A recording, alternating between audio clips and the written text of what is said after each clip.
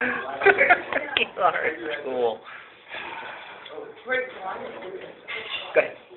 Okay, we're good. We're good.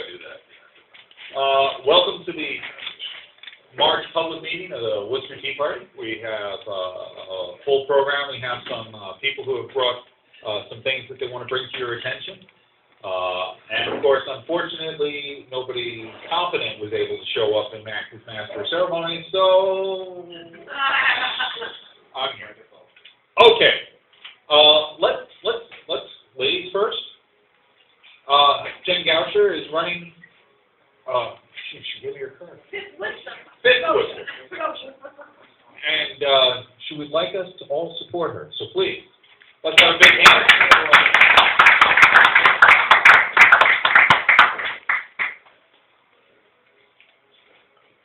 Bob, we still found it.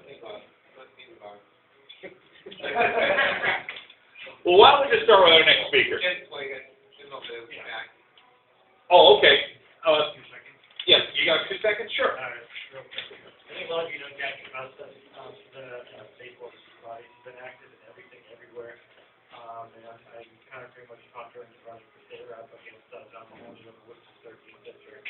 So, and she's a Latina from Peru. She's been here since she was 20 years old. Has a whole story and everything. It's going to be an exciting campaign. So, if anyone can help out, I've got all the sign-up forms to help out. We've got donation volunteer forms, and we just literally officially launched the campaign yesterday. We're setting up the next countdown, so we're going to need to raise money to zero balance. One of the candidates that, you know, if it doesn't have lots of money to throw in, if it gets started, the jumpstart campaign from zero balance. So we're going to need donations and all the help we can get. But it's going to be a fun ride, and she does have people to offer the body. You know, I think a lot of you know her.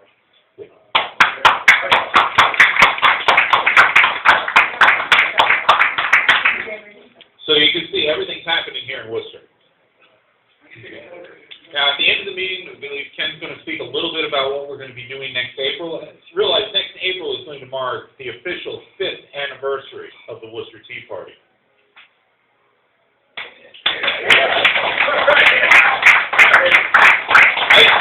I can understand your hesitance and applause because we haven't saved the Republic yet. You know, I didn't think it would take us all of 5 years. But I'm sure by the 7th year, we'll have it all done. Okay. We still have a month to go. Well, without further ado, without further bad jokes, let me bring on our first speaker. Speaker.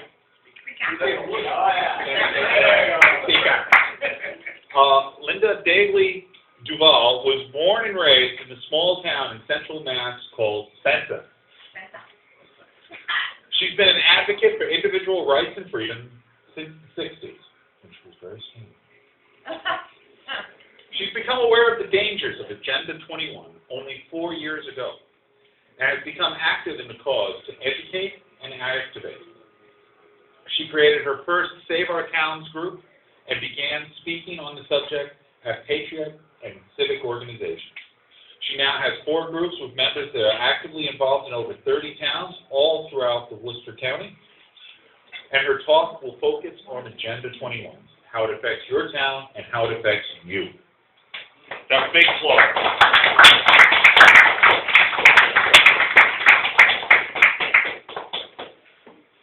All right, I don't normally stand still. I got some sound from. I don't normally stand still, so if you don't hear words, it's because I'm walking away. As you said, my name is Linda. I'm known as Linda the Jacket, but I don't have any idea why. All right, look, thank you. He started it with the funnies. I've got to hit this up, just to get us on the right roll, and that is, there is a definite misconception about blondes. Get it? All right? I am a blonde. I do have my blonde moments, but please understand that I'm not the kind of blonde that stares at my cereal box, my orange juice box every morning for 20 minutes because it says concentrate.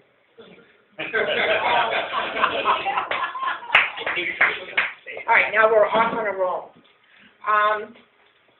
Is everybody here familiar with the United Nations Agenda 21.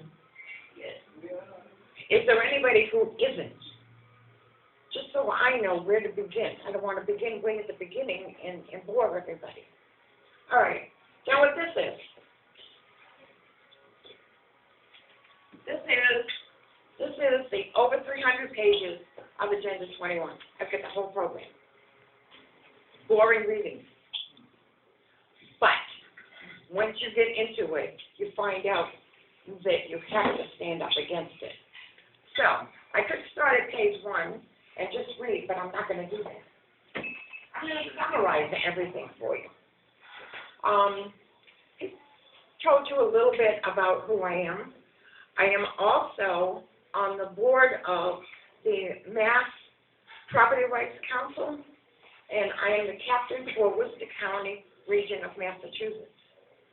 I do have 3 groups in that area, with a 4th group just over the line in Keene, New Hampshire, as well. Picking up that 4th group now has increased us to 35 towns that are being represented. And I say that because what my responsibility to do is to educate and activate.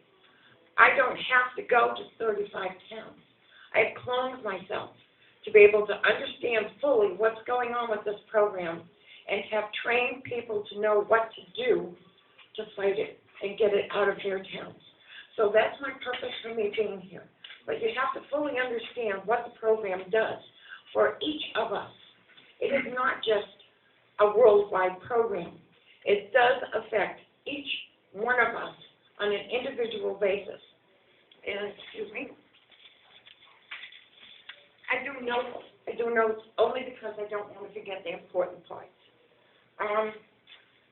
It's called Agenda 21, but not any longer. The newest name for it is Sustainable Development. Every time that they realize that you know what they're doing, they change the name. We have Smart Growth. I don't trust anything that says smart. We have Growth Management, Sustainable Development, Sustainable Communities. But Sustainable Development is the most common one right now that's being used. On a worldwide approach to this is a quote. Current lifestyles and consumption patterns of the affluent middle class, which there aren't many of us left now. All four. We're all too poor. But anyway, involving high meat intake, use of fossil fuels, appliances, home and work, air conditioning, and suburban housing are not sustainable, according to Maurice Strong, the Secretary General of the United Nations 1992 Earth Summit. I'd like to add a few more things to that. He said that in 1992. Since then, we have added dams are unsustainable, farms, golf courses, ski areas, grazing land for cattle, wood-burning stoves. Yeah, exactly. And the worst of all, what is unsustainable? Humans. We are. Okay? We are considered to be the worst polluters in the world. We are responsible for global warming. By the way, it's not global warming anymore. It's climate control. Climate control. Exactly. As far as I can remember from my history in whatever science, whatever subject matter, climate control, especially in New England, we experience it 4 times a year. Here, but it's been going on everywhere for millions of years.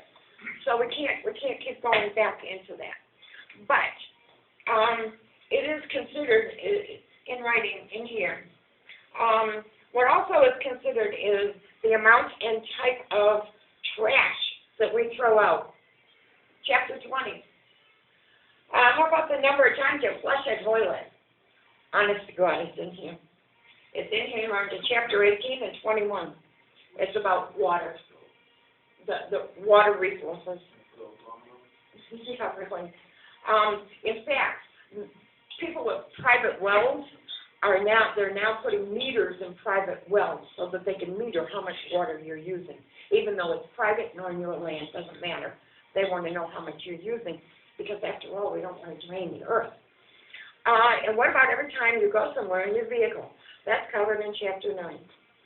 Excuse me. Yes. You're scaring the hell out of me. How far along is this? How far along is this? Putting it, 1992. well, okay, that's fine. It's still coming. This is called Agenda 21, but basically what it is the United Nations Agenda for the 21st century. So we have a couple more years that we can work on this. But anyway, okay, I want everybody to do me a favor. I want everybody to take a nice deep breath. Okay, now let it out. You have just violated chapter number 7 in here. Go to. So no working out. We can breathe in all we want to, but don't just let it out. I don't even want to go any further than that statement. Have a good day, somebody thought. Oh, that's what I tried to avoid. Okay. Some of the other subject matters, again, on an upper level, on a general level, and I will get to the personal stuff soon, but you can't tell me that some of this stuff doesn't affect you directly. Our public school education to prepare our children to live in a sustainable world. Chapter number 36. We've got a speaker coming here tonight that's going to talk about Common Core. Common Core was written by Islamics. You know what? The Holocaust never existed, according to them. But when you consider the fact that their guidelines came from this program right here, you know that it's not going to be a good thing. All right, chapter 36. On our economy, to create partnership between business and government, making sure business becomes a tool to help implement these policies. I'm going to use this as an example. I don't know if it's a good one for you, but I'm going to use this as an example. Obamacare, the website. It's a mess, right? It got a bad start, the whole 9 yards. Guess what? It wasn't bid out. And that's exactly what's happening in towns. With the government creating the partnerships with business, public-private partnerships is what they're referred to in the paperwork. These projects are not being bid out. They're being automatically, favoritively given to the businesses that have partnered with those government agencies. Okay, on the environment, leading this to the control of private property and businesses. All right, on health care. The new drive against obesity is leading directly toward controlling on what we eat. That's listed in there in Chapter 4. On farming, sustainable development policies affect farmers' ability to produce more crops by regulating or banning free farming practices that have fed Americans in the world for over 200 years. Chapter 14 and Chapter 32.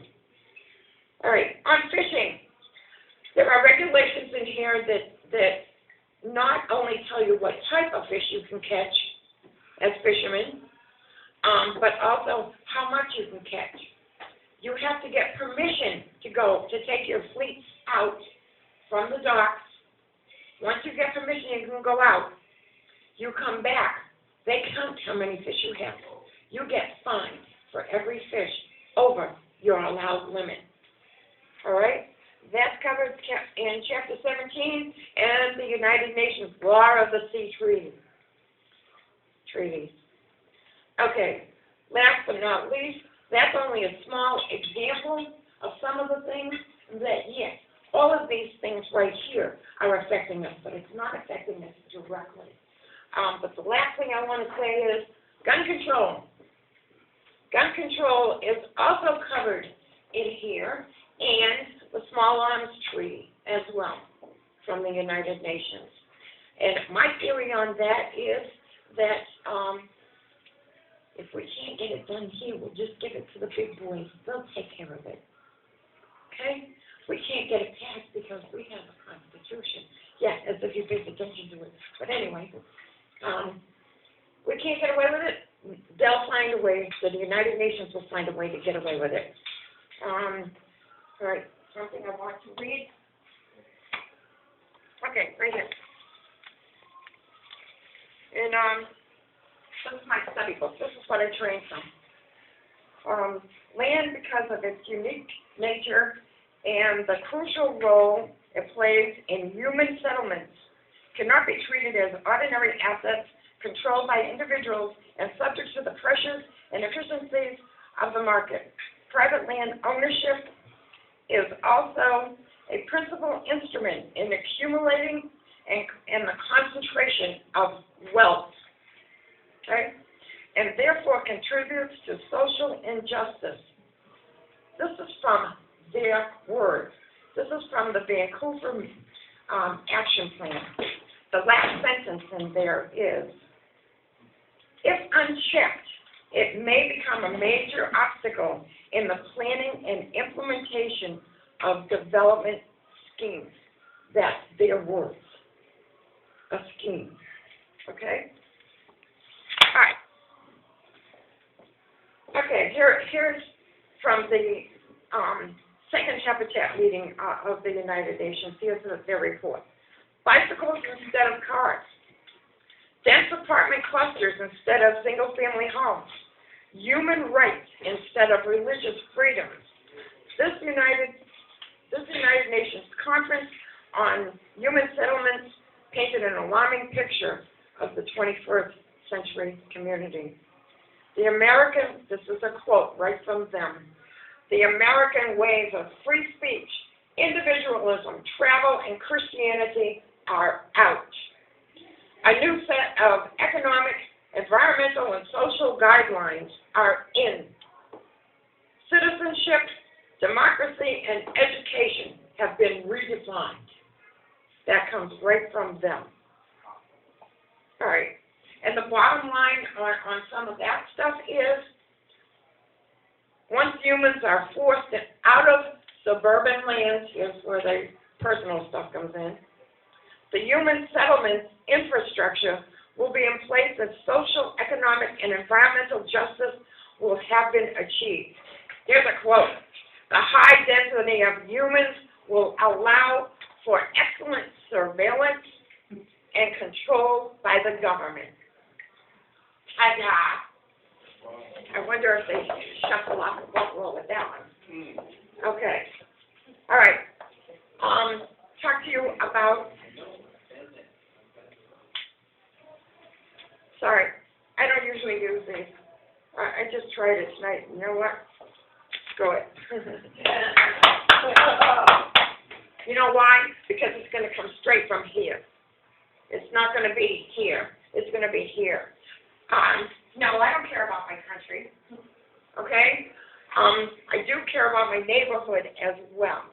And one of the things that they are promoting in there with sustainable development is gateway cities. What's a gateway city? Well, let me describe it for you. It's also called a sustainable village.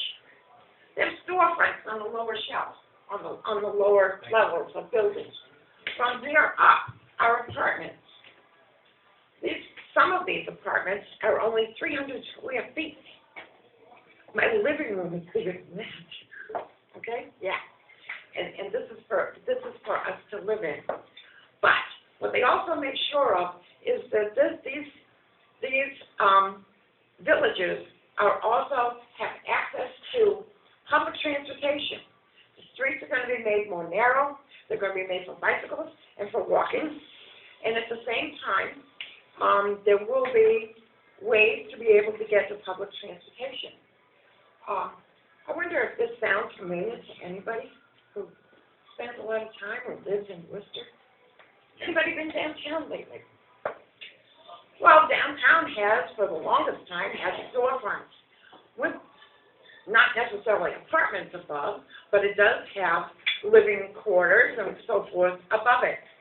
They have reopened Front Street to be able to go where? To the railroad station. What's in between there? A new WRTA building. So, geez, now it's like walking distance. You got the walking distance to the buses, you got the walking distances to the trains. Doesn't that kind of fit into a lot of the description that I just gave you about a gateway city? The problem with Worcester is it's not big enough. It's not big enough to house the amount of people that they're talking about. It's all around this area. Their plan is to close down all the suburban areas. And how are they going to do that? First, let's talk about how Worcester is getting its money to be able to do the things that it's doing. Grants. You heard the dangling in front of? There are grants. Anybody familiar with what's in Union Station? A regional planning board, right? That regional planning board is getting out the grants. That's where the money is coming through. The original, if you follow the money, if our tax dollars, folks, our tax dollars are being given by the feds to the Department of Transportation and to EPA. What two subjects? Transportation, environment. Who are they giving that money to from there? From there, it's going to HUD. What's HUD all about? Housing. See how it all plays together? And what it comes down to is our money paying for us to move out of our property, to move into and be controlled in a local area. Bottom line. Okay? How are they doing the suburban areas? Okay. Best for me to be able to describe it is to describe it by what happened in my hometown. I live in Worcester, but I grew up in Spencer. Spencer had two farms. The two farms were right on Route 9. Was 350 acres of land. The land trust in the area that actually comes from Worcester convinced the town that they could help them to purchase that land if that's what their interest was. So they got involved. They got grants. Again, they got the grants to be able to purchase 350 acres with part of that land already being owned by the Audubon Society, which is also another involved little group. And the town did have to raise $450,000 to be able to match the difference, or to make the difference up to be able to get that. And then I was told, this was before I even started any of my involvement with Agenda 21 or the local concerns, I was told that it's okay because now the town owns the land. Show you something. Here's a project that took place. Here's a project that took place on Mount Pisgah, Northborough, Berlin, Boylston. Okay. They were collecting 2,000 acres of land to be able to close it off and protect it. When I get through with this, you're going to understand that animals, insects, whatever, mean a lot more to these people than humans do. All right. Now, I don't know if you can see it from where it is, so I'll read it to you. They have the land trust and the towns. The town, this is on both lists. Provide information, project partners, property steward. Added to the land trust is a bottom line that is not included under the town, and that is project management. Every time these people go to a town, they leave the paperwork as purchased and owned by the town, but they are in the management position by holding the conservation restrictions.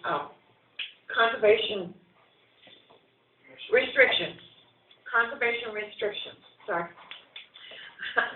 That's my blonde moment for now. Okay. Conservation restrictions are held by the land trust. So now that land was supposed to be open for, we can go walking, we can go hiking, we can go take nature walks for the kids in the classroom,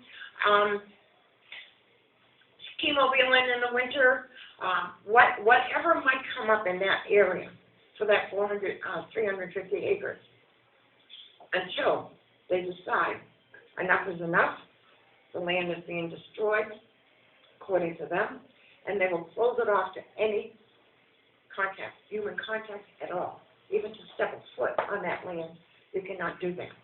That's happened in so many towns, not only in this state, but around the nation. And when they do that, they also create a buffer, a 100-foot buffer off of that land. If your land is abutting that land, 100 feet of your property is now theirs. You cannot walk on it, you cannot plant on it, you cannot mow the lawn, you cannot trim bushes, you can't cut trees, any of that stuff, because it's in that buffer zone. So that it's important that you know that stuff.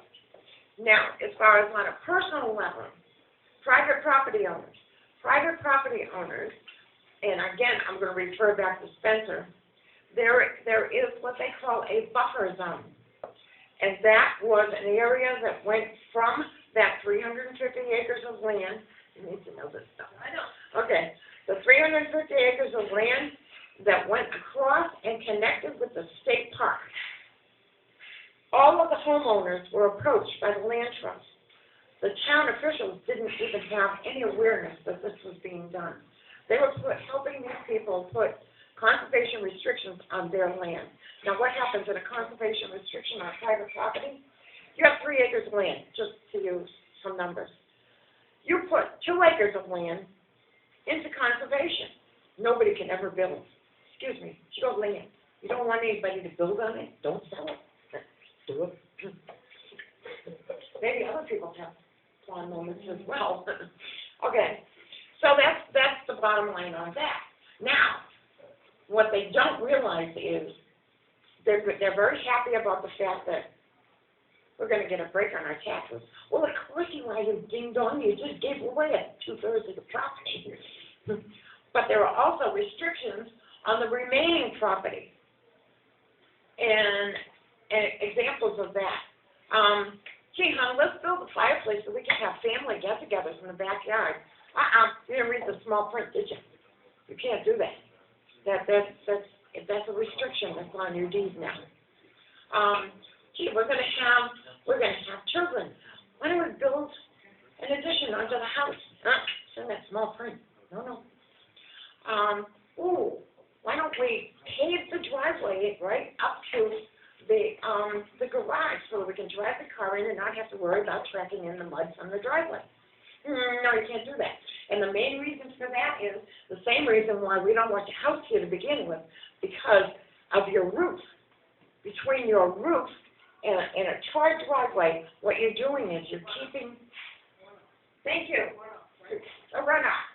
Yes, rainwater isn't being able to be absorbed by the ground in those areas now.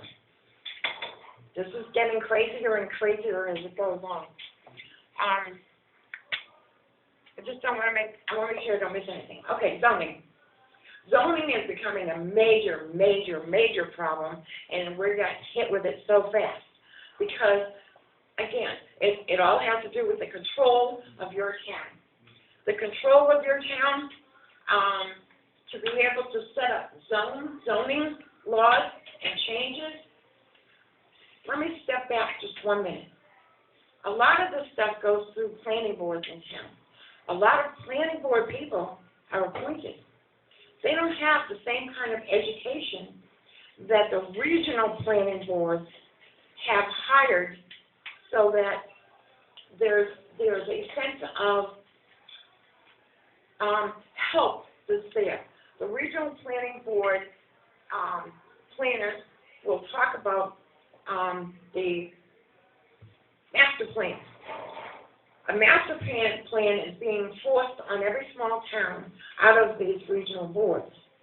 And the reason for those is so that they can come in, your town, they're coming in and they're showing you what you can do in your town. this would be most beneficial for your town. These are people from not from your town. They're coming in, they're telling you what you can do with your town. Don't you know your town better?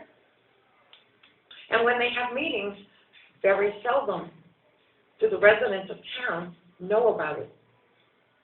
And that's bad. That's bad because it's my town. I want to know what's going on in my town. I want to be able to have some control, ask questions, find out where's the money coming from, ask the various questions that need to be asked to be able to prevent this stuff from happening.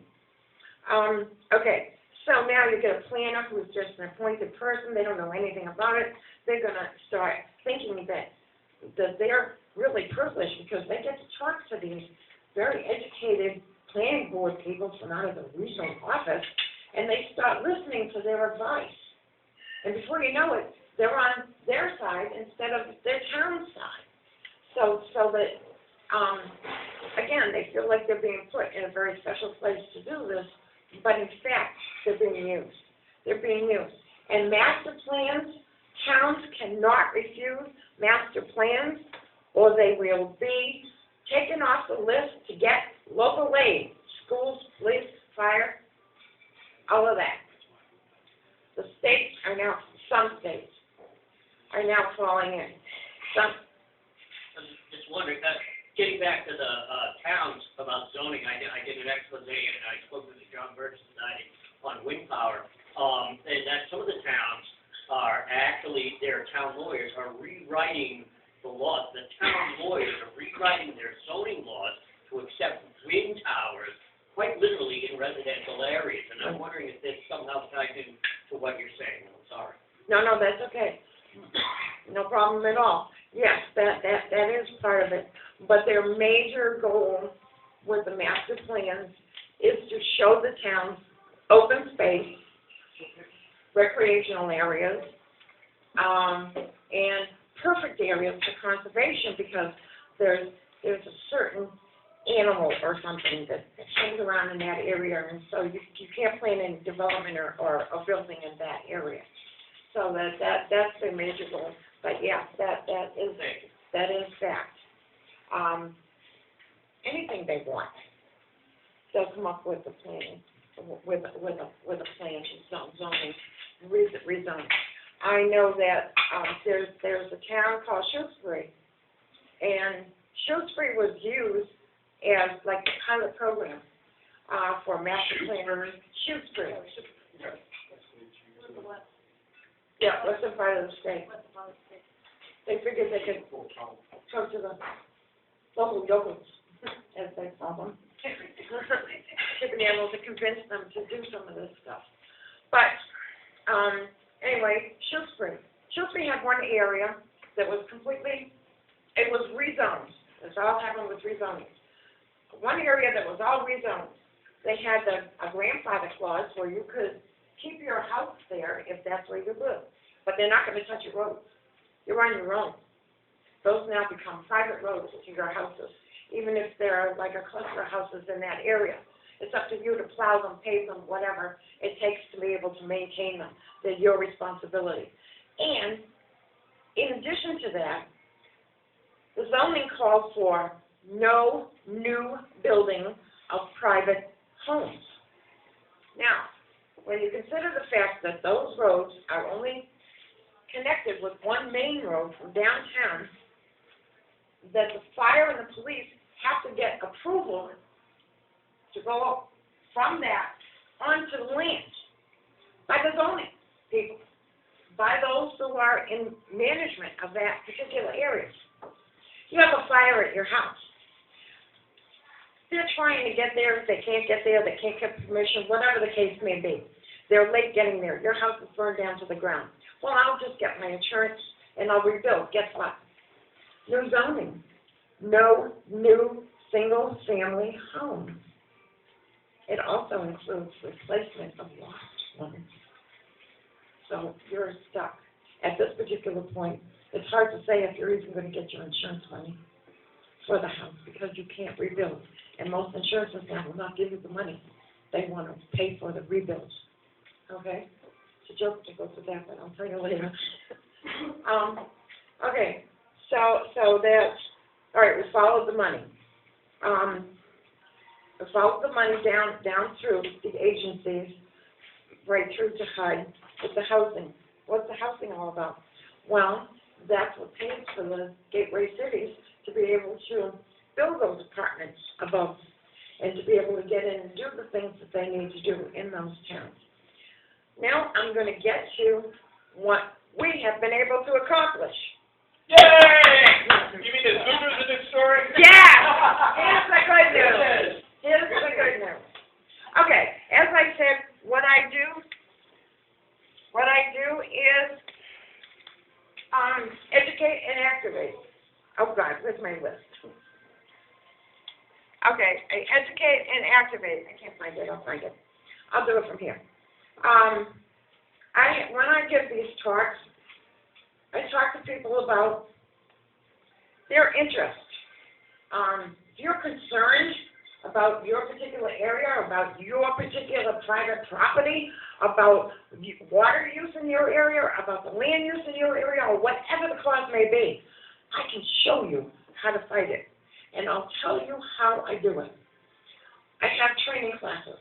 With these training classes, what I do is go through the entire, not this book, I go through the entire program on a very understandable level, and then I talk to people about and teach what you can do. I'll tell you right here, right now, if you're not going to your town meetings, or if you live in Worcester, to the city meetings, planning board, select board, whatever, to find out what's going on in your town, you've got nothing to talk about.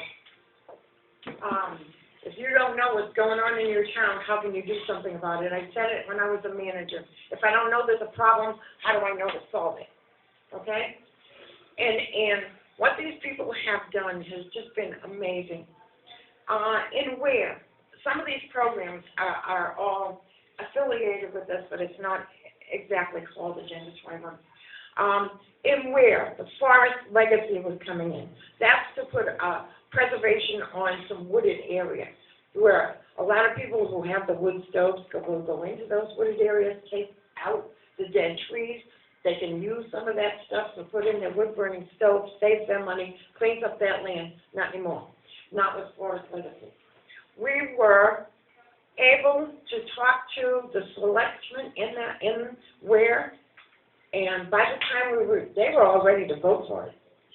By the time we got done with them, there were 15 of us from some from my group, some from the western part of the state. There was a motion not to accept the forest legacy, and it was voted unanimously to throw that out. One accomplishment. Okay. Next is stretch energy code is being pushed in a lot of towns. That is to have nice and tight windows, so you're going to buy a certain kind of windows. Talk about partnerships, public-private partnerships. Windows, appliances. These appliances, they have computer chips in them, and they can actually, that's why I don't like smart things. Anything that says smart on it.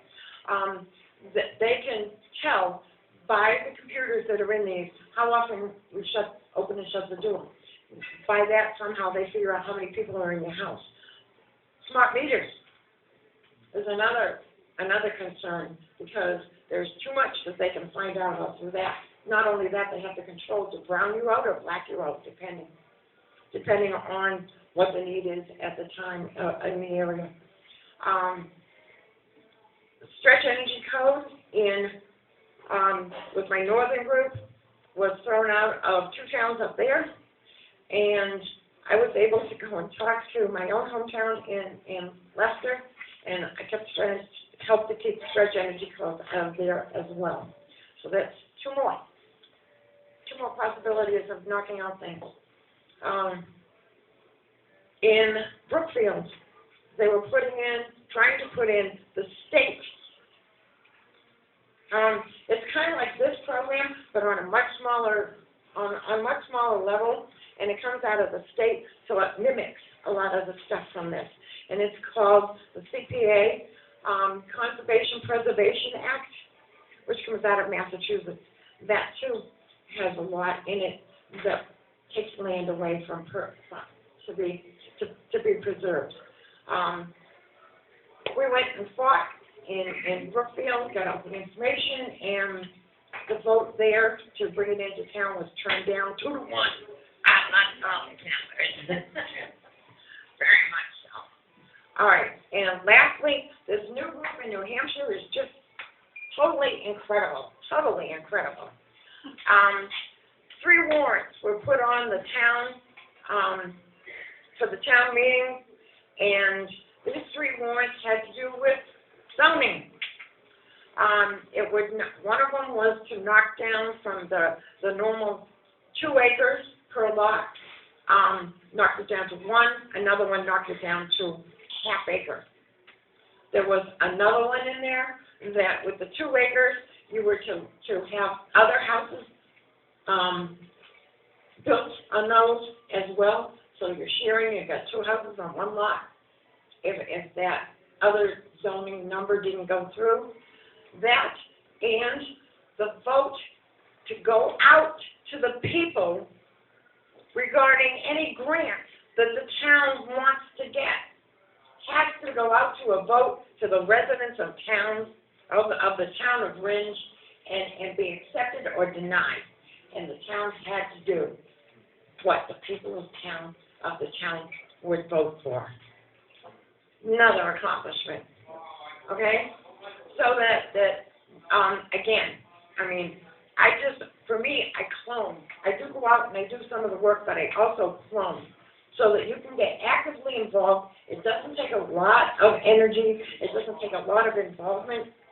I do the trainings once a month. In this area, I hold them in my house.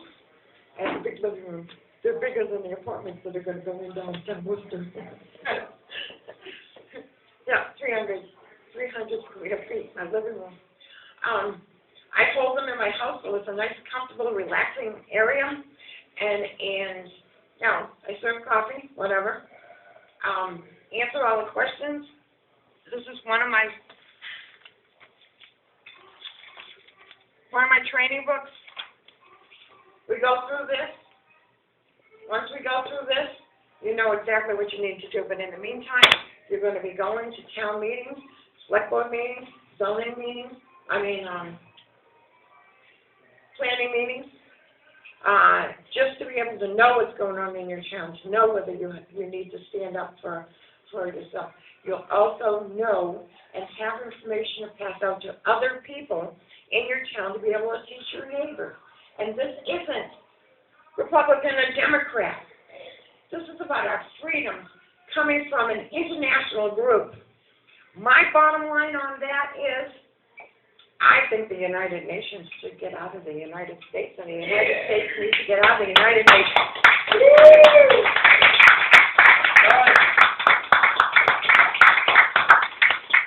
Okay, so here's my thing. I have some information to pass out to everybody. No obligations, no ties. I have clipboards.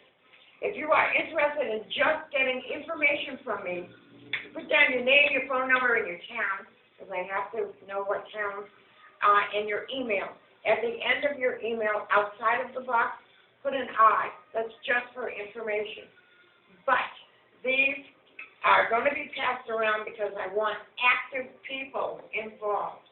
So I'm going to give you this, and I'll get you somebody. Let me start passing that around that way. I would love to see your faces again, to be able to have you in my home so that we can have a comfortable area just to be able to talk, learn, kick this stuff around, and work on getting rid of it in our area.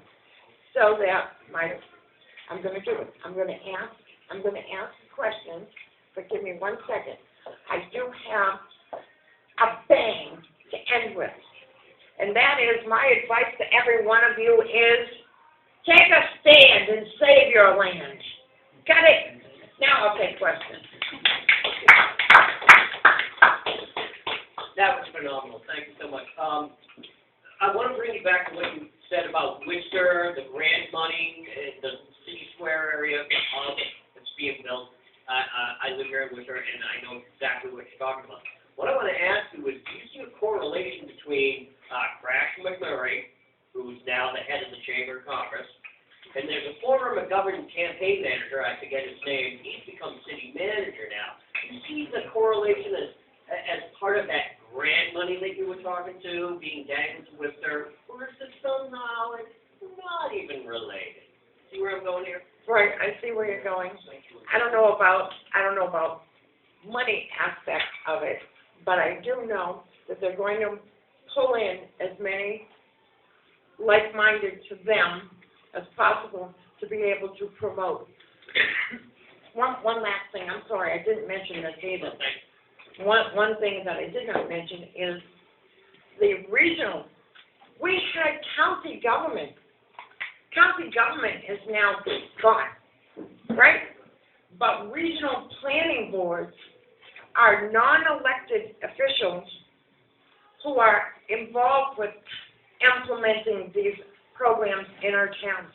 By doing so, what they are doing in all actuality is taking, like I said, the conservation restrictions are in the hands of the land trusts. And the land trusts work with the regional planning boards. They are going to be pushed into, and I hate to do this, but they are going to be pushed into not regional planning boards, but regional governments, and they're not elected. To get that? All right. One of the pieces of information that I will be giving out is a paper that I wrote, and I wrote it on border elimination. You may be living in one of the 50 states in the United States, but it will be one of the 11 regions that this country is going to end up in. You get it? We are not going to have any more towns into states, all right? The NSA put up a map about the results of something, and they had Canada, the United States, and Mexico all one color, and they called that our homeland. They called that whole region our homeland. I don't know about you, but I'm a member of the United States. I may have some Canadian blood in me, but that doesn't mean that, I'm that part of, that's not part of my country, that's another country that we can still be friendly with, but you know what? Okay? So that is going around. I'm done. Do I have any more questions? Okay, John. Yeah, Linda, do you have a list of questions that we could ask of our planning committee and our selectmen that would give us a clue that maybe you're on the wrong path? Okay, let me tell you. Ask if you can see their master plan, for one thing. And that's out of the planning board. If you go to the assessor's office, you can get a list. Ask for a list of any conservation land, any open space, include 61A, which is a farmland voluntary thing. And what you do is you come up with that list.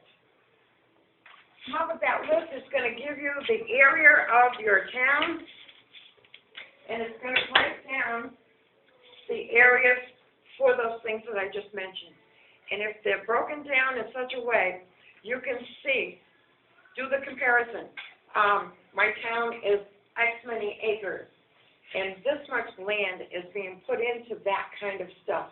That kind of stuff is non-taxable. Towns are being forced out of business and out of their tax dollars by putting this land into conservation, open space, all that, by these places. Every town is losing money. So you come up with the total acreage of the town and the total acreage of those areas who are either restricted taxes or no tax. Spencer, my last check, which was quite a few months ago, was 47%. The goal is at least 50% of every town, with the ultimate goal, you ready for this one? 90% of all small towns to be put into conservation, open space, which they call open space, and you can't step on it, I don't get it, but, okay? That's the route that it's gonna go. And the assessor's office will be very helpful. They will print it out for you, and it gives you all of the information you need. This particular one comes from one of my groups. I've been asking. He's got it all down. They break it all down. Some of them will include the land that is owned by, let's say, the highway department area and stuff like that, because that's not taxable land as well, so that it helps in the breakdown of the information. The information packages that I have here to hand out, it has a list of the, what I call the red flaggers, the things that you have to listen to if you go to these meetings.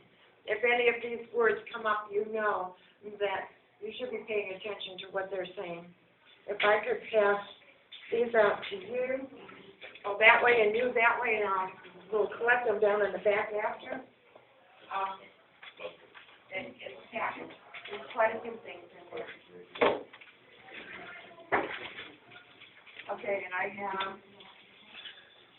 I have also the Community Preservation Act as well. Okay, I've got enough of these to go around. So this is the paper that I wrote. It just came to me and I said, oh, I'm not letting this stuff go by. It's in my head. I'm getting it out to everybody. Take that information. And this is a little bit about what I teach. And this is planners. 10 tricks they play. You want to know what you're fighting against? This is what you're fighting against. That'll give you some idea. That will give you some idea of what you're fighting against. Any other questions? Did I answer your question, John? Second question. Where does the authority come from? With these regional planning committees, who do they report to? No one. But they have to report to somebody. They don't report to anybody. They are in charge of the region. They work with the local government in their schmoozing and getting them to get involved. Elected? They're not elected. No, but who appoints them? They work through the states. Oh, it's coming from the state. But they're also being promoted by EPA and all of the organizations, HUD, and everything, because that's where a lot of the grant money is coming through for these programs. Okay, so it's a federal. Federal. But they're state, down through the state. Right. If the state is convinced to do something, just like the CPA, you know, if they're convinced that it's a good idea. I got to tell you, I've gone to some of these land trust and planning boards, planning commission meetings, and you sit there through these things, and for as much as I know about this subject matter, the first one I went to, I walked out of there saying, wow, is it me that's crazy? That sounds good. So they convince people who don't know. If I hadn't known the things that I knew, I would be joining up. And as I said, my group name is Save Our Town. I introduced myself to a lady across the table from me who was from a land trust. And I said, well, I have a group called Save Our Town. I thought she'd start giving me a hard time. She said, good, we need people like you. I said, no, you don't. Because they're always using opposite. Yeah. She thought I was on their side. Hey. Any more questions? Yeah. Is this also going on, you mentioned Canada? This is international, but being done in this country might be a little bit different from others. But when you see the effects on not only local towns but on states, look at California. California was the pilot program. I would assume that if they're not bankrupt by yet, they will be. And everybody is leaving in that area at the same time. But how many businesses have to be shut down before we wake up? How many people have to lose their property, their private property, before we start waking up and doing something about it? Okay? If there's no more questions, but if there is, I will be here for a little while, so please feel free.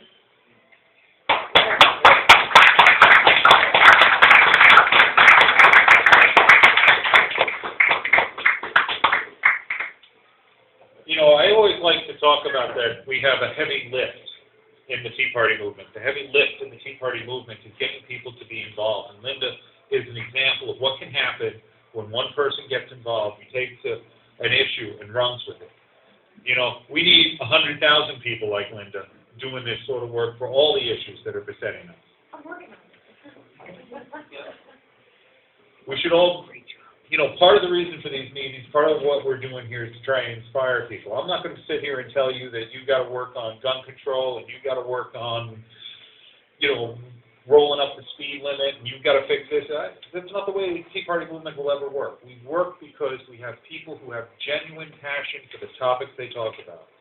Now, I have a genuine, distinct honor. I get to talk, to introduce our dear president, Ken Manfield.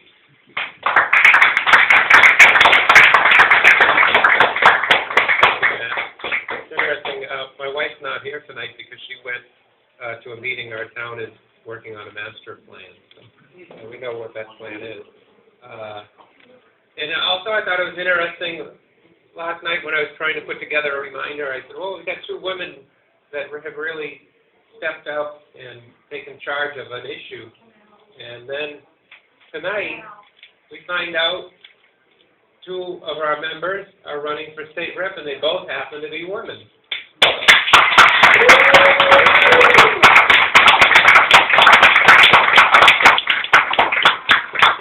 So the Tea Party's not a bunch of gray-haired men like me and that.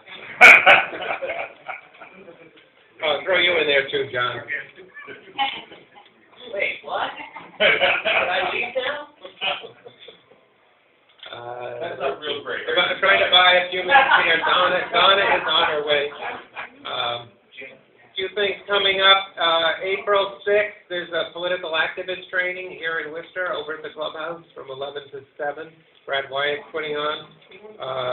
April 13th is the Greater Boston Tea Party is having a Tea Party rally on the Common. And Patrick, do you have anything to say about that? Do you have any speakers to announce or anything like that? Well, we do have a number of local speakers, kind of some of the quote-unquote usual suspects.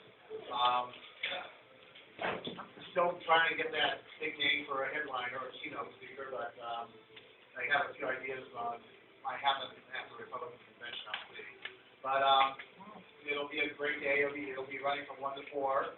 I also found out that Young Americans for Liberty / Students for Liberty, Nathan, will be having a meeting at Suffolk University that afternoon as well. So we'll make sure that he speaks early, but we're also hoping to have a number of young activists there, listening to the early parts of our meeting. So, which we're hoping for a really great turnout, and we're excited we're going to come along. Thank you.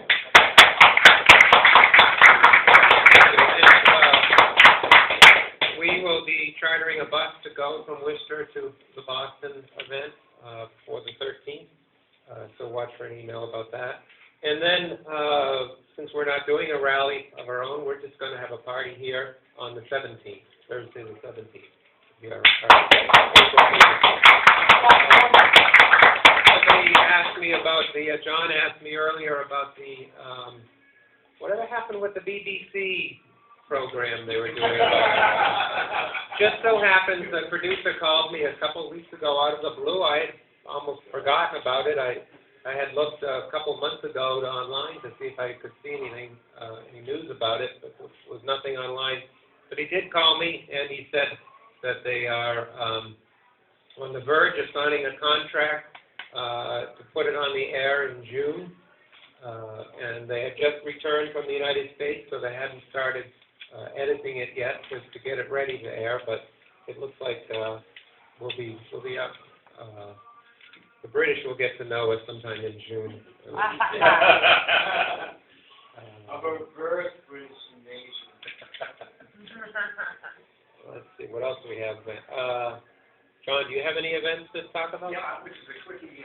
Jessica Vaughn will be coming to Northborough on April the 9th, Tuesday, actually a Wednesday. There's a lot brewing that we're not listening to or hearing about on the legal immigration. She's going to bring us up to speed. As you folks know, we've just had a session here at the State House, a hearing on producing or allowing illegals driver's license. That has been pushed off. It didn't die in committee. It's going to come around again probably in May. But Jessica she's got her finger on the pulse locally here in Massachusetts as well as in D.C. But she's going to bring us up to speed on April 9th about what's happening in the state and also at the federal level. Okay, thank you, John. Okay, now this is where I'm running out of filler. Donna's outside, right? No? Well, no, I can start. Okay, Bonnie's going to start. Okay, go ahead. Yeah, actually, Rabbi Hoffman is having a couple of events. There's one April 1st that sounds like a kind of Israel versus Islam type thing. But the one that I was really excited about is Brent Boswell from Media Research Center coming on April 30th. Really? So I already put that on our calendar. I can share the information with you about that. They don't really, not really great about posting web pages about them, but I did find one that has that information, and I can share that with you. I sent out my last email blast, I think, but it was, I think there was, that sounds like that'll be really exciting. Great. And also, was there anybody who was here and went out to see Doc Thompson when he was in North Andover? Doc Thompson's from the Blaze, and they've done a documentary on Tea Party. He's gone various places in the nation, and they're going to at some point be opening a film. And we're trying. The person who coordinated it originally was trying to do something first part of April, and then he wasn't able to do it the first part of May, and now he's asked me to organize it. So when it's actually going to happen, we're trying to shoot somewhere around the first part of May. We'll actually be opening a movie, a documentary on the Tea Party. They will actually be renting the theater. We'll keep you abreast of that. Yeah. Also, Jeff Cooner is doing an activist training a week from this Saturday. It's free, and those details, we sent out a calendar. Right, I think it's a test one in Boston, South Boston. Okay, thank you. All right, I want to introduce Bonnie Johnson now. She's going to start off talking about Common Core. For those of you who know Donna, I really wanted to get to the Halloween outlet and get a wig for this, just because I knew I might have been preempting her. She should be here within minutes. So I'm going to read you a little bit of her bio. So Donna served on the Worcester School Committee from 2011 to 2013. She's a mother of 3. Her youngest attends the Worcester Inner City High School. She's an adjunct professor of psychology at Quincy, and she has been for over 22 years, and a member of the Mass Teachers Union. She's here to tell us that Common Core standards, and I can also support this, are going to turn the classroom into a testing environment instead of a learning environment. Common Core standards are not an educational reform, but a radical transformation from classroom instruction. The people that have put together Common Core, there's no educators involved. I mean, you know, where are the teachers? Where are the parents? They're not involved. I went to, we're having, next Wednesday, there is going to be a regional meeting about the park testing. It's at Tohoto High School. I'd love everybody to be there. We are going to protest before that, or stand out, I should say, at the intersection of Route 140 and Route 70. And then we're going to go down Route 70 to Tohoto for 6:30. I went to the one in Holyoke today because I wanted to see what it was about. They justify the park testing, which is, the goal is to replace MCAS. They justify the park testing by saying that 37% of our kids who graduate go to a state school, the ones that go to a state school, and you know how the kids have to take a math or a language test at Quincy? I don't know that they have to do this at UMass, but at Quincy you have to take a math or a language test. And they decide where you can start in their program. That 37% of the kids that take that test need a remedial program, meaning they need a program before they can start at the school. So my kids have taken that test. They passed it, but I know plenty of other kids who they were told they needed to take, you know, call it math 990 or something like that. They were bored to tears. This is the statistic they are using to justify the park test and the change from MCAS to the park. So if you come next week, you'll hear this. My comment to him today was, with this test that they're giving, are you first of all, they never changed the test to accommodate the MCAS, right? So the MCAS has been there, that test has been flawed. They're using that number to support the park test. And I guess in the paper today, conveniently, it came out that they're looking to change that test to see if they need remedial classes and adapt it to the park test. Well, that just blows my mind. And you know what? I didn't know that when I went in with that theory, when I started listening and connecting the dots, and the dots have been connected, guys. So I want them to test those same kids up at Quincy with the same test for the next 10 years. And then let's see. It's right behind that. Yeah. So with that being said, I'm going to turn this over to the whirling dervish here.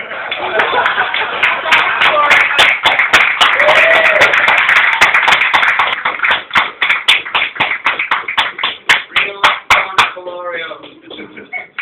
All right. You're here. I'm here. Thank you, Bonnie. Bonnie, did you tell them where we were? No, not about the school committee meeting. I told them about the park I was at. Okay. So first of all, you guys, I'm looking around. You all know what Common Core is. It's bad. Right. It's evil. Right. Blah. All right. Park testing. No parking. School zone. Notice. Okay. Park is the testing that has to do with the Common Core. So what we're trying to do in the state right now is we're trying to chip away at pieces of the Common Core to try to get to the Common Core. So the first thing we've been doing is going after the park pilot testing in Massachusetts. Do we know what the park pilot testing is? It's a test associated with Common Core that they're just piloting here in Massachusetts, which means that the Department of Ed decided that our kids would have to take this test in on top of the MCAS as well. Okay? So what we've been trying to do in this statewide is get rid of this pilot test or try to get our kids to opt out. Okay, so we were just at a school committee meeting. We made slight gains. But what has to happen now is we need to unite statewide, and we have to join forces with other groups, and we have to then get on the same playing field in order to beat this Common Core. So I thank Ken for having me here, and I've got lots of stuff to, if anybody's interested, to hand out. First thing, park. I have fact sheets on park. I'm going to leave them just up here, and you guys can grab them, or do you want me to pass them around? Okay. Wayne will take care of it. You want to get them up here. Okay, so I'm going to leave some of these things up here because some of these handouts are very difficult to find. And I want you to all be aware that an educated group of people can make a huge difference. And that's what we've been trying to do. Is I've been going around and talking about Common Core to a lot of parents. Parents that walk in and say, I don't even know what Common Core is, okay? This group here is, as I look around, you all know what Common Core is, you know, so we don't need to go over it. But the key is to get, I'm sorry, am I interfering? Is to get the word out to everybody. So what I did is I took well, just a kind of an interesting thing is, I just went online, got some images, put them on a piece of paper, and I printed up my own little buttons here. So now when I'm in a supermarket and someone says, oh, what's park? Opens up the conversation. I have one that says, I'll give you guys some Common Core ones for you too. So when people come up to you and they ask you what these are, we can educate them. And I think that's the basis of everything that we need to do right now, is we need to educate as quickly as possible and just get out there and tell people that this is something that, especially the state of Massachusetts, which has very high standards, educational standards, we're lowering our standards so we can be on a one-size-fits-all plane with everybody throughout the country. And as we have heard in a lot of our, lately we've heard a lot of experts speaking. Sandra Stosky, has anybody here heard Sandra Stosky speak? Okay, that's another handout here. Sandra Stosky put together a very high-level fact sheet that you would be very interested in, and some of you that are very much into, Ken, you like this, some of the intricacies or some of the arguments that you get. Sandra answers them here. She put together a handout here. We also have, Sandra Stosky will be speaking next Thursday at Medway. I was going to say Medford, but I know it's Medway. And that is another way that we can, it's another forum. So if you want to take a copy of these forums and pass them around and educate people, parents especially, parents that have no idea what Common Core is, they come and learn. And some parents that went to the last forum that we had in Northborough didn't know what Common Core was, never political in their life, and they came out, and a week later I saw a couple of them at an organizational meeting. You know what they said to me? I haven't slept since that meeting. So when we open their eyes and we really expose it for what it is, they realize that this is not a right or a left issue. This is a right and a wrong issue, and Common Core is wrong. Okay? So that's really what we have to convey to people. It's not about the Tea Party. The Tea Party has a very vested interest into high academic standards. A lot of Tea Party people are very highly educated. They value education, so they want higher academic standards. But it's not about the Tea Party. It's not about a right agenda. It's about a right and wrong agenda. So that is a forum coming up. The other thing that's coming up is on Wednesday, the department, better late than ever, right? The Department of Elementary and Secondary Ed is going to have a forum on the park pilot testing. Now, they should have had this forum a year ago to say, should we do it or shouldn't we do it? Instead, they're having it after the fact. So we are organizing, Bonnie and I, it's just the two of us, no, just kidding, we should have more people. We're going to organize a little standout expressing our views on the park testing. Not on, well, we can do Common Core too, but mostly on park testing. So here is the meeting with the Department of Elementary and Secondary Ed. This is your opportunity because it is town hall and they will take questions. Trust me, it's been very, What I went to today. they're very, very, very active. So here is a flyer on where it will be. This is Bonnie's flyer, and to be able to invalidate the results if you folks win at that meeting. no, it's To them, you're in the right, and they're in the wrong. No. What the state is, this is just a fake meeting. The state always has these fake forums, okay? And what they do is they say, well, we opened it up to the public, and no one showed up because we know it's fake, because we don't usually show up, right? And it's usually after the fact that we don't show up, and we know that it's wrong. So what we do is now we show up. And this is really important because the showing up is important. That's So- what New Hampshire did. They got Common Core all over New Hampshire now. I've got a child in New Hampshire school, so. That's what they have to be on. Right. And the other thing that we're doing is, because I'm trying to give you the positive things that's happening, is also too, and hopefully I have that handout too, is, oh, here it is, John, I got it. Okay. We are forming a statewide group to incorporate all groups against Common Core. This is extremely important. Right now, we don't have the website up and going, we will. And what we want to do is, we want to bring together the whole state in a very organized fashion, under one roof, so when we do have a protest, which we had the other day in front of, when the Secretary, Arnie Duncan, came, we were able to get 35 people just from, especially, I think Ken did a tremendous amount of work on that. But when we organize statewide, this is when we go to the State House, we can get 200, 300, 500 people like they do in some of the states like that has really forced the issue with the legislation. So this is what we're forming. This is kind of a little overview of the group.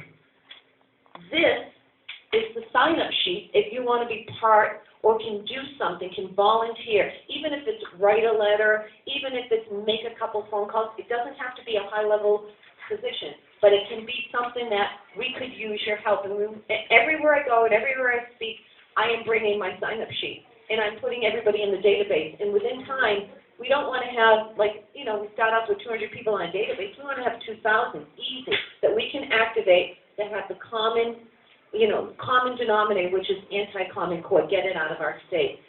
So we have had, I'll just pass that around if you have a pen. We have had a lot of successes here recently by making parents aware of their parental rights. But we still have a lot more work to do in such a short amount of time. Yes, Ken? School committee. Okay.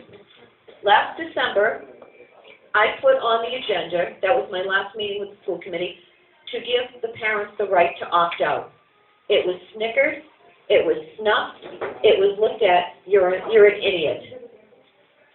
We have been pushing and fighting and collaborating with the teachers union. I've collaborated with the teachers union, and tonight we got one little progress made. They're saying that the parents have the right to opt out, despite what the state says, and they will actually send a letter home stating that the parents have the right to stay. Now, that's a huge thing. Now, we asked for 5 things, but in negotiation, you never get all the things. We asked for 5, we got 1. I feel it was a success, because, let me tell you, during the 2 weeks, we had national press on this. Diana Ravitch, if anybody knows who she is, she's an educational blogger, and she served in the Bush administration in education policy, I think. She retweeted our tweets from Worcester, and her tweet was, say no to Joe. Number two. Right, that was the hashtag that a national blogger picked it up. And then there was a group out of New York that is ideology. They're not 100% with me. They had 15,000 members on their Facebook page. 15,000. And they were tweeting, they were emailing, because they said, we're going to support you, Worcester. We're going to support the people that want parental rights. This is what happened. We now have many people in many communities that are doing just what we're doing, but they need an umbrella. So we're starting that umbrella, and it's really important that Worcester is really pivotal. We're the second largest city in New England, and guess what? When the big wig, Arnie Duncan, came, they were mortified that they had protesters.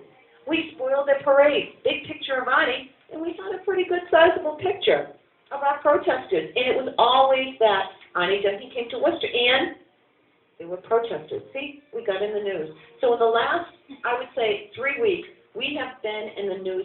I'm in the paper more than the present school committee members. So I read an article just yesterday by Michelle Morgan, and she mentioned Worcester. Well, she Oh, yeah. Can you send me that link? Townhall.com. Oh, okay. Yeah, I'll send it to you. Wow. See, so I'm telling you, guys, you know what it is? The social media. And this started, and I have to tell you, this started, and Bonnie laughs at this one, last March. I take a tub at night, okay? I'm going to share this with all you guys, right? I take this tub at night because I'm very hyper, I'm very high energy. It's the only way I can just have any peace. It's kind of my sense of, reflection. In the tub I said, oh, wouldn't it be a great idea if we could have someone educate us on Common Core, someone that's really good.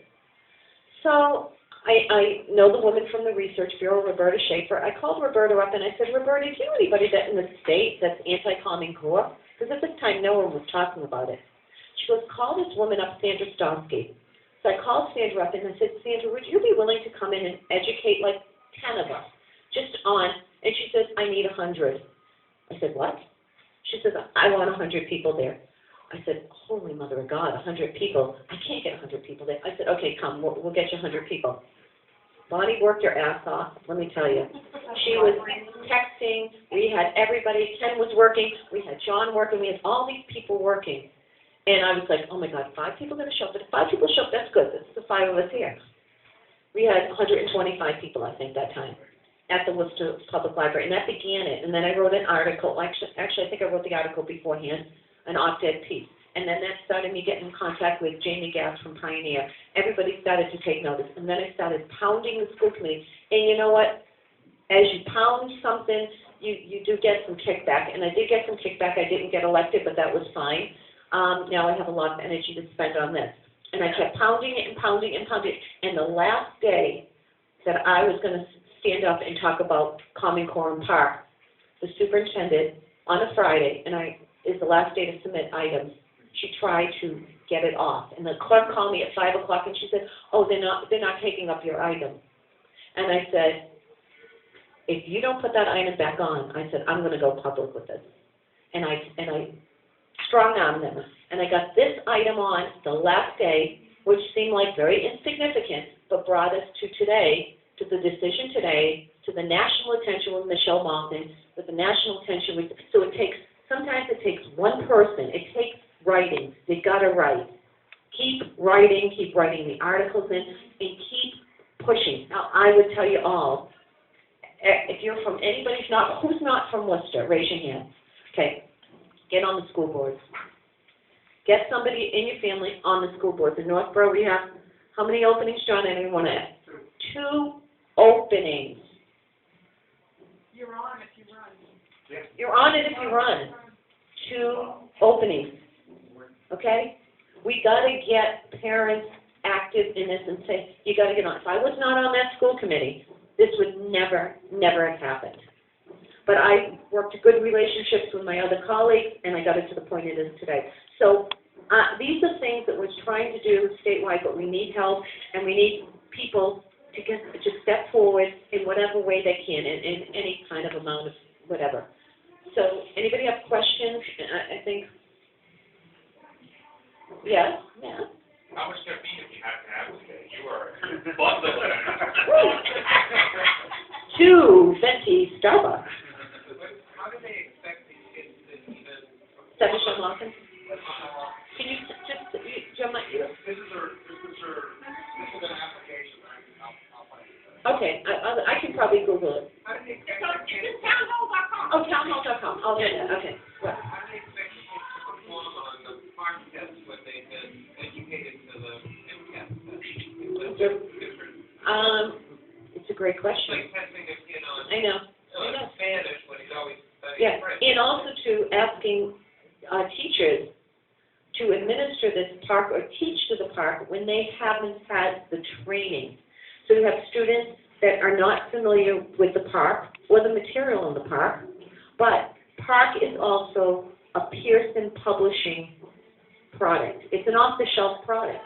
It is not a collaboration of the state. It's not a collaboration of the teachers. It's an actual, like if you just bought one of those programs at Staples. That's what it is. Now, there are billions and billions of dollars, company out of London, they could afford to do their own pilot testing. But instead, who do you think sits on the board of Park? Our own Commissioner Chester. Interesting. So he's doing this as probably because he wants a job with Park at some point.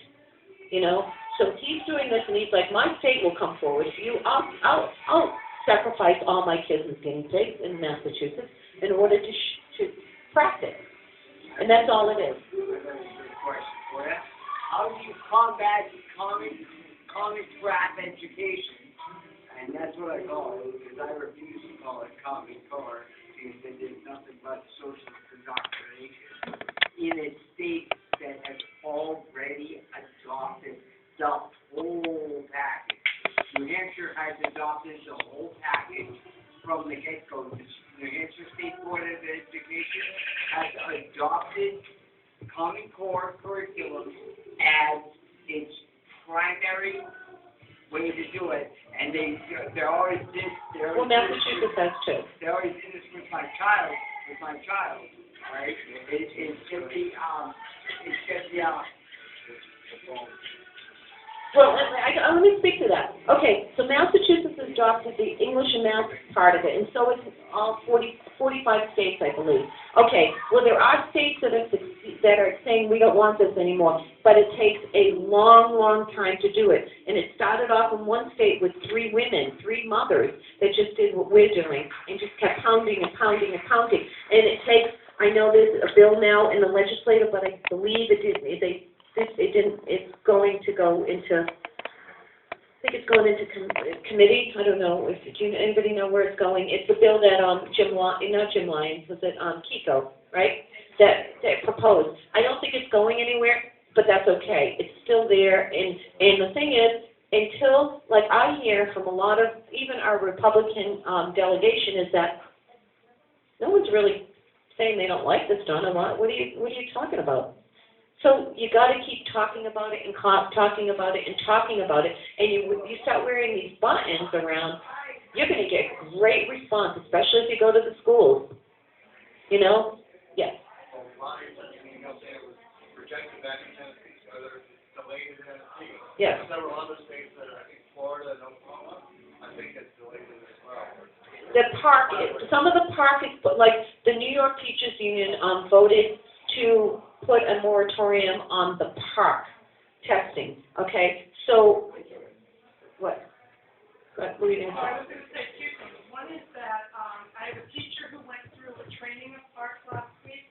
She came out of it, she had a lot of comments. The 2 of them were, one, they came through and said the government has spent $18 billion on the park so far.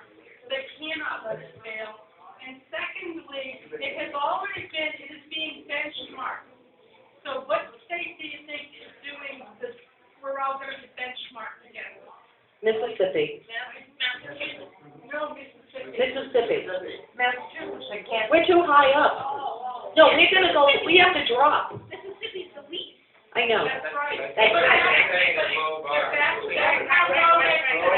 You know what? Even if you think you know a lot about Common Core and Park, you really have to hand Sandra Stosky next Thursday if you can make it, because and Jamie Gass from Pioneer, every time I hear them, I learn something, and they give me tools. Now, they don't give you action. I'm going to tell you the actions we need to take, because that's what I do best, but I don't have the knowledge base that they have. But this is where you learn the facts. This is where you want to talk about ed reform. You want to talk about what's happening in the state. Remember, we have English and we have math now. We do not have social studies, which is a huge concern for the Tea Party, and we don't have the health curriculum, which is also a huge concern for a lot of people. This is a huge concern of the teachers today, too. They're all upset. They're like, we don't have science, we don't have social studies, and we don't have government. You basically told all those teachers they are not valued, and you're not going to... But we do have standards written, Bonnie, and you can read... So we're going to continue with the MCAS is what they're saying. Well, for now. But what I'm saying is that when they vote in now the social studies standards, what you want to know is we're not in the dark. So we have to realize that there is things coming down the pike. We can't just, this is what they want us to say. You know what? It's a done deal. It's a done deal. Why are you even going after this? Because we know what's coming. I've read part of the standards in history. I've read part of the standards in the health curriculum, and they're disgusting. Yes, Ken? I was at the forum last year at the library. It was a good thing you didn't have 200, because the legal limit is 100 people. And I was convinced about Common Core being the wrong way to go. What really convinced me was the meeting at the Knox Trail Tea Party when there was a first grade teacher from the western part of the state who got up and spoke, and she was in tears. She said it was child abuse. That's what she thought it was. And her and the other teachers, they were all ready to give up because they were not willing to do this to their children. I have a good example of Common Core math, and I must have left that in my other. Here's what I printed off today. Here's what I printed off today. I was kind of thinking the Bill of Rights, the Second Amendment. Okay. Okay, here's what it says about the Second Amendment. This is the workbook. This amendment states that people have the right to certain weapons, providing that they register them and they have not been in prison. That's what the Second Amendment says. In case you guys were wondering what the Second Amendment says, that's the new version. Yeah, certain weapons, if you register them. Must be from Connecticut. Well, you know, and the other interesting thing is my daughter is a sophomore at a public school in Worcester, and one thing is she's very smart in math. So she gets the question, and she's like, oh, you know, and does the question, does the answer. And she's like, oh, now I have to spend an hour. I said, what do you have to spend an hour for? Explaining how I got there. I said, oh, no. She goes, oh, yeah, that's Common Core math, Mom. And I said, while you're explaining yourself and you're spending all that time explaining yourself, the Japanese students are getting way ahead of us. We are not going to be globally competitive if we keep going on this. And one thing is James Milgram, who was on the validation committee for math. He very clearly said, if you graduate with just Common Core math, you will be ready for a non-selective college, which means like Quinsigamond, which is fine. But if you want to go to a selective college, you will not have the math. And that is really important because Common Core does not prepare us. Common Core goes, they take, okay, a regular math book was this thick. They take it down to this thin, and then they make you do all these different, they call it buzzwords. Let me tell you, buzzwords, critical thinking. It is not cracked up like what it seems to be. It is not critical thinking. You know what it is? It's busy work. It's busy work. So if the kids that don't understand it, you want to go through 32 steps, you go ahead and go through 32 steps. But if the kid knows it and wants to move on to the next concept of math, then that's what you do.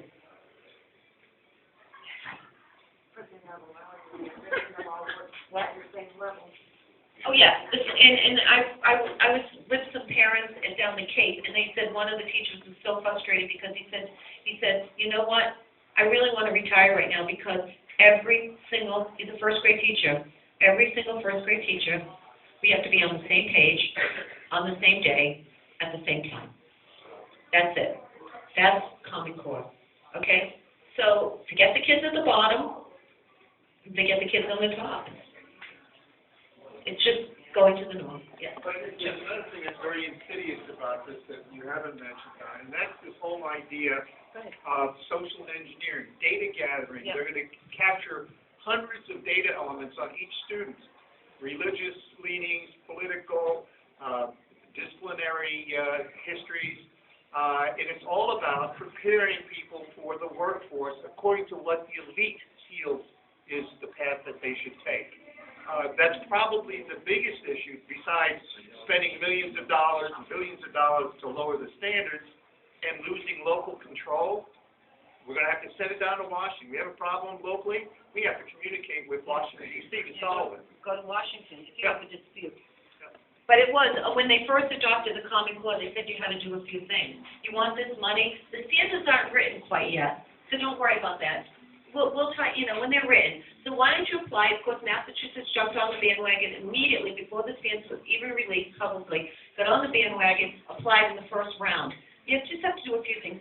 You have to accept these standards. And they were like, they're just like Massachusetts. Don't even worry about it. Oh, yeah, we'll do it.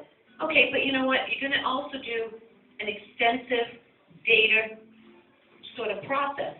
You know, and it's going to be great because you're going to be really in tune to your students. You're going to know what they're doing at every moment. And the other thing is, too, you know, you want those teachers to be accountable. We're going to put together just a little bit of a teacher's evaluation tied into the performance of the child in the class. Now, that sounds great to begin with, but when you think about it, I've been teaching for 22 years, and I'm going to tell you, no class is alike. And I get low-performing students out there, not because I'm not a good teacher, but because they just don't want to learn. And that will have direct effect. And you think about it, if you're a teacher and you don't get along with your principal, they're going to give you the worst students. And then you have different learning levels between students. You could actually have some really intelligent students who have that, I don't want to do the work, but they're incredibly intelligent students.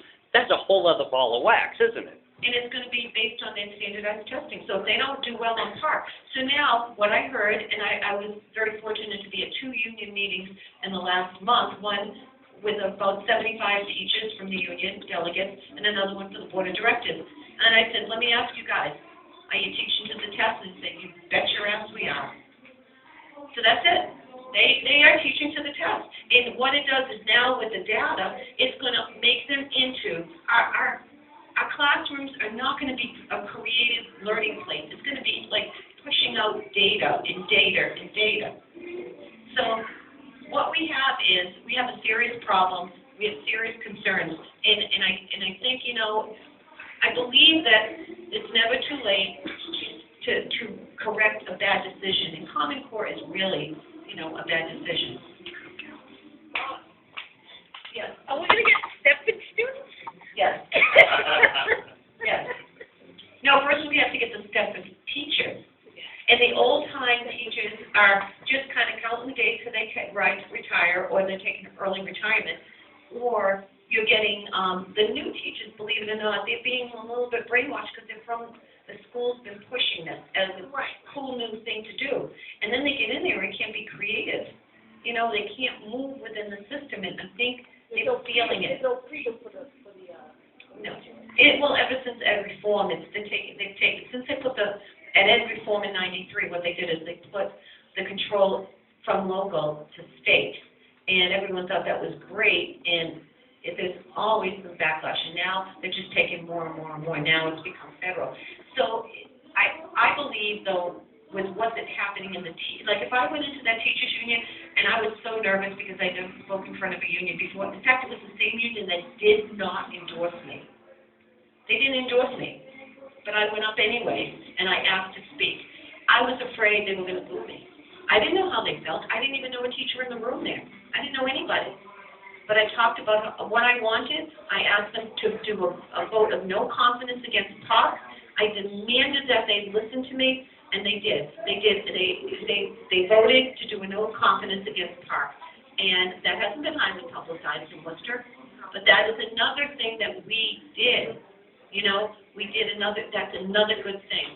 You know, so these are the things that you have to do. You have to get up in front of your school committee. I'm a parent. I'm a citizen. I'm a taxpayer. This is what I don't like. And you have to keep showing up at these meetings. And then you have to drag someone else with you. Like I picked this guy that was he was on the board of directors at a basketball league with me, Ed. I said, Ed, do you like the park? Let's meet for coffee. He goes, what? I said, do you like the park? He says, I hate it. I said, great. I need you to speak. And I got him to speak, you know. They probably wouldn't let Bonnie speak. Yeah, it goes without saying. So you have to really occupy Boylston, right? Is that it? Yeah, okay. So you really just have to keep chipping away at it. That's why I've formed this statewide umbrella. We will have a website that will be offering these suggestions, and then you can ask people, and they can post, look what I did in my community. So the website will be up shortly, but in the meantime, if you want to be on the mailing list, I'll put you in the database, and I won't share it with the government. They're on to us. All right. So that's about it. If you've got any more questions, let me know. Thank you.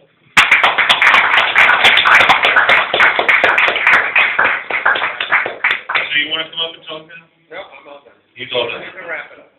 Okay, so I'm going to wrap this up, and I'm not going to think my way. I don't know why I suddenly thought that it would be the worst idea in the world to think my way. Look, we're in a target-rich environment. There are many, many things that we can be spending our time doing. We can be trying John's pet project of the right to refuse. Obviously, the Second Amendment is under assault. Obviously, we have Agenda 21, we have Common Core, we have palatial deficits, we have Obamacare, immigration reform. There's more than enough things for us to get up out of bed in the morning and get out there and do it. And let's get out there and do it, guys. We got a lot to work on. We got a lot to roll back. And